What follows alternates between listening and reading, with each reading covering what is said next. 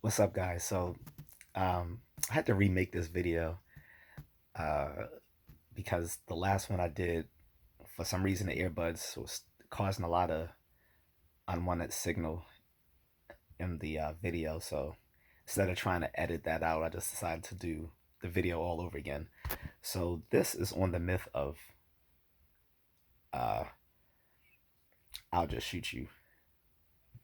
What does that mean? So I've touched on this in other videos, right? Where I've commented on folks who will say, well, you know, I'll just shoot someone in response to seeing people who are proficient in martial arts and, other combat sports like boxing, wrestling, stuff like that. And it's so patently absurd that I just wanted to make a whole myth video on this topic alone because there's a lot to unpack about that. Um, Before I do so, let me just say what's up to my boy here, Rick Grimes. Okay, Walking Dead. He knows how to use a gun and he knows how to use his hands, as you would if you're in law enforcement. I'm gonna touch on that.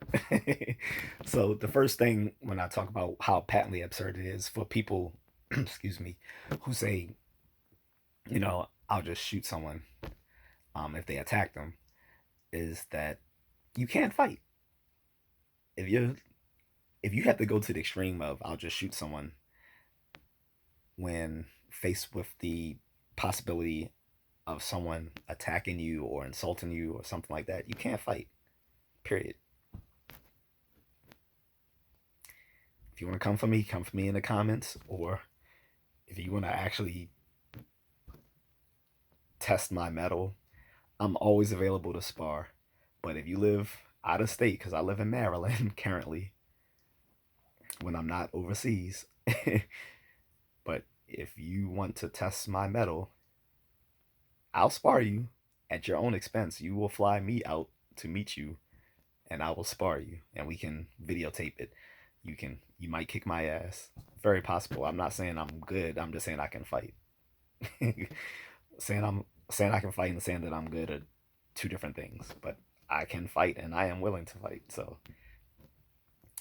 if you feel offended by anything that I've said in this video or in previous videos or in future videos, because there will be more to come, I will be more than happy to spar you. And we can hard spar as hard as you like. We can have whatever restrictions you want in the fight or none at all, which means elbows and everything else. If you want to eye gouge or kick people in the nuts, whatever, I don't care. Like, obviously, you're not going to respond to this because the people I'm talking about here in this video can't fight. So, moving on to the second thing, it's just impractical. And unless you're law enforcement or you have a concealed carry permit, you're just not going to be in this in a situational space where you're going to legally have a firearm on you where you're going to be able to protect yourself in any given scenario. And even if you are law enforcement or you do have a concealed carry permit, there's just many venues in which you cannot have that firearm, or it would be you'll be socially shunned from doing so. Case in point, sporting events. You cannot have those on you. Maybe law enforcement can get away with that, but again, who's gonna attack someone who they know is openly law enforcement? Not a likely scenario. Um, then, like I said, there are other places where you would just be socially shunned from just carrying a firearm on you, whether it's concealed or open carry, whatever. Like if it's concealed carry, and then once people know you have a firearm on you, you're not seen as the good guy here. Okay, so it's just impractical. So let's get to the third part of this. Are you a criminal? Like, again, stemming from the second thing, it's impractical unless, like I said, unless you're a criminal, you just don't give a fuck. And you just walk around with a firearm. Then you're not the victim here. Again, you're the aggressor. So you're not defending yourself. You're the active, uh, you're the active opponent here. You're the bad guy who people need to be defended from. So that should just be obvious because people don't just openly walk around the streets with firearms. Like I said, unless they have a concealed carry permit, and that usually meant they were justified in doing so. They've relaxed the laws on that this year, but prior to that, and even depending on the state, you would have to need some sort of justification for having the concealed carry. Now and again, I know has changed somewhat, and it's from state to state. There's some differences. I'm not going to get into all the legal nuances about that. Hashtag not legal advice. I'm just saying, unless you're a criminal, you're not going. It's not going to be advantageous for you to be having a firearm on you, walking around in any given scenario. 4. Let's get to the hypothetical where most people will imagine this is where it's going to provide the most benefit to them, like someone breaking in or a home invasion of some sort. And it's late at night, you hear some bumping going on in the night. The wife or the girlfriend nudges you, or the kids run into your bedroom scared. So you load up the Glock and go downstairs and bust some shots to put the fear of God into this would be um, invader, or you end up actually putting some holes in this guy, and he gets deleted. But you're you're thinking of the whole castle defense or whatever they call it in your state. It goes by different names, but it's all pretty much the same thing from state to state. Yeah, that's not how it always works out. You usually hear about the times when it does work out in the news because for good it makes for good stimulating news, especially when it comes to the whole gun rights versus um, getting rid of guns debate, and in the in current events right now. But statistically, it's not well meted out. It's like a 50-50 chance of you being a victor here in this situation.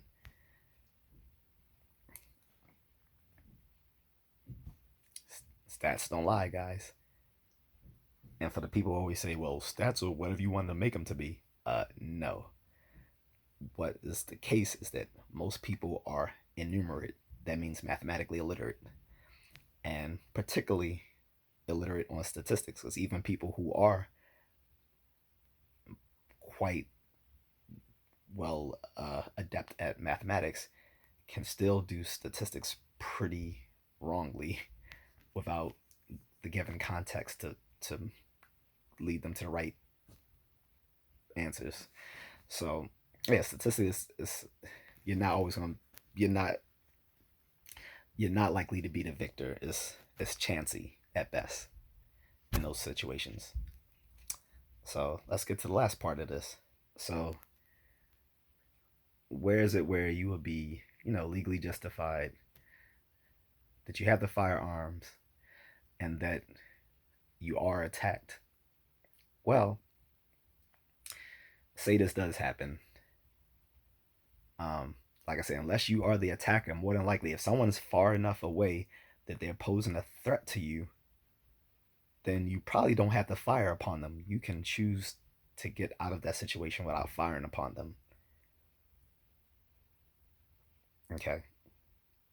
Now, I'm not going to say cut and run because I've already addressed that in another previous myth. I think that was actually the first myth that I posted here on this channel was you can just run away. And in most self-defense situations, you can't just run away. Um, Sensei Seth has a great YouTube channel. He recently did a video about how hard it is to just actually run away, even for someone who's fit. Now, if you're not even fit, which is most Americans, it's just it's practically impossible. But let's say that you are fit and you can run away, you got to navigate the environment and everything. It's too many variables. Like, you're better off looking at other options besides running away, which again I've listed in that video. So I'm gonna link that above.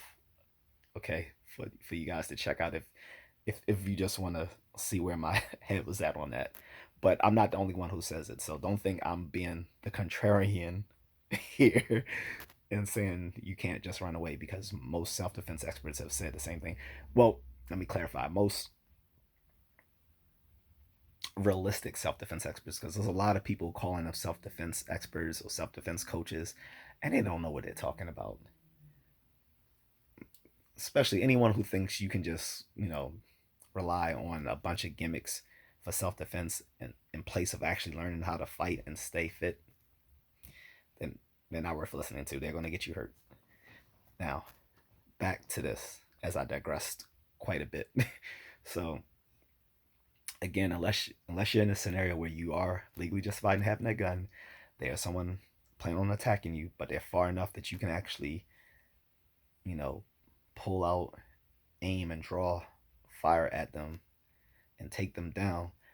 It's probably a situation where you don't have to fire upon them at all, unless, and probably only unless, they are drawing a firearm on you. Now it's a shootout, and now you're gonna have to rely on tactical training.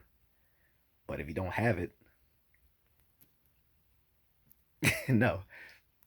The more likely scenario of this hypothetical is that they are attacking you, but they're going to be much closer where they may be able to prevent you from firing upon them.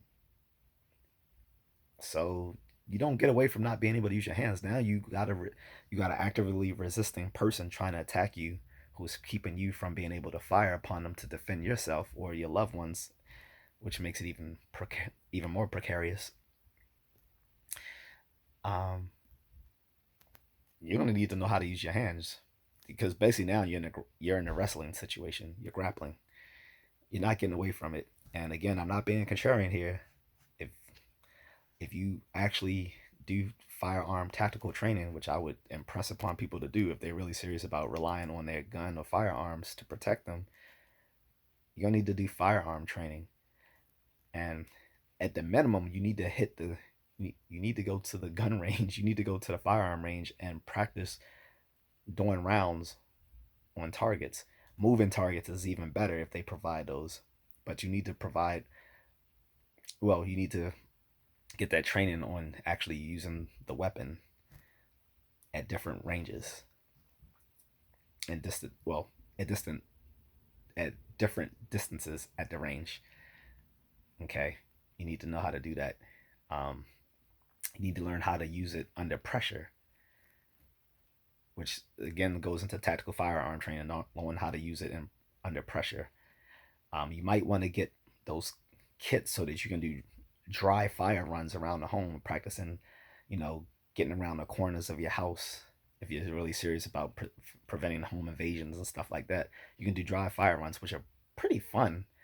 Um, Icy Mike at the Hard to Hurt channel has shown that with a product that I think he was endorsing on his channel on one of his videos, and the dry fire run actually gives you preparedness for how to protect your home, and it's kind of fun being able to actually shoot your gun without putting holes in everything. So it's pretty cool. But in any case, you're not getting away from some sort of hand-to-hand training. Like I said, ask the tactical firearm experts. They're going to tell you, you're going to still want to know how to do some wrestling or some sort of grappling, because more than likely, in a situation where you are legally justified in using that gun and you have it available when someone attacks you, it's probably going to be in a smaller space than you anticipated using it. Like I said, in the longer range distances where you're legally justified in doing so, is probably when someone else is trying to fire or is firing upon you, and now you're in a shootout, which is a different situation they have to prepare you for. I mean, it just doesn't make sense that people would say, I would just shoot someone. like if in the military and law enforcement, which you have to use weapons, particularly in military, where you're more likely to have to use um, heavy firearms, um, machinery than in any other field, you still get basic hand to hand training. Like the Army and the Marines, even the Navy, Coast Guard, whatever, you all get hand to hand training. Okay. And the Marines has their own martial arts system. The Army has just codified their own martial arts system, which is based on the Marines.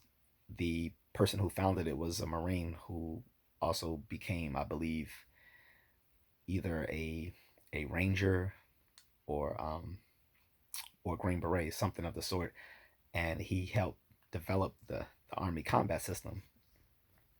So if in the if in the military, where you're most likely never going to use hand to hand training in the war, but they're still training people to know how to do it, that should tell you something. It's not just for shits and giggles. So, not getting away from it, folks. I know this video was kind of long, but I just wanted to really impress upon people who really believe that myth that I'll just shoot someone if they attack me, how wrong they are. Again, just to recap, I'm used to doing this in philosophy, so sorry that I'm pedantic. One, if you think that you can just shoot someone without knowing how to throw hands, you can't fight. Two, thinking you can just walk around day to day with a firearm legally is impractical. Three, if you don't care about that, you're just a criminal. You're no longer the victim here. You're not defending yourself. It's not self-defense. Four, when it is the case that you are actually justified in doing so, say like a break-in, home invasion, etc., it's 50-50 that you will still come out the victor, because there's so many variables to control for without further training. And even if you are trained, it's still chancy, but at least you have better odds. And then lastly, if you do pursue actual tactical firearm training, you're still going to have to learn hand-to-hand combat. So there's no getting around it. Again, if you've had feelings about this, leave it in the comments. I'm not nasty to the commenters. I haven't had it. I can tell that I don't have very many people checking out my videos because I haven't had very many nasty comments yet. If I do, then, say la vie. But yeah, I mean, if you disagree, leave it in the comments. Or if you really want to test my mettle, like I said, I'll fly out and spar you at your expense. Not at my expense, at yours. I'm not saying you gotta fly me out first class, whatever. I'll do Spirit. I don't care. I guess flying Spirit will have me prepared to fight anyway. But no. In any case, I'm joking with you guys, but seriously, it's not a good idea. Like just running away is a horrible idea. Just thinking you can shoot someone if they attack you, it's a horrible idea. I've had ratchet people I used to work with at call centers that would tell me stuff like that as well. Hey, Amon, I would just shoot you. Yeah, okay. Because in any given scenario, you're going to be packing, right? And be able to draw on me as I'm actively beating you up. Tactical training will show you that's not very likely. Once people get attacked who have whether a knife or a gun on them, they worry about the weapon and forget to defend themselves, which is counterintuitive because as you're getting attacked, if you are bludgeoned, you're never going to get the chance to use that weapon. Oops. But I'm just contrarian, guys.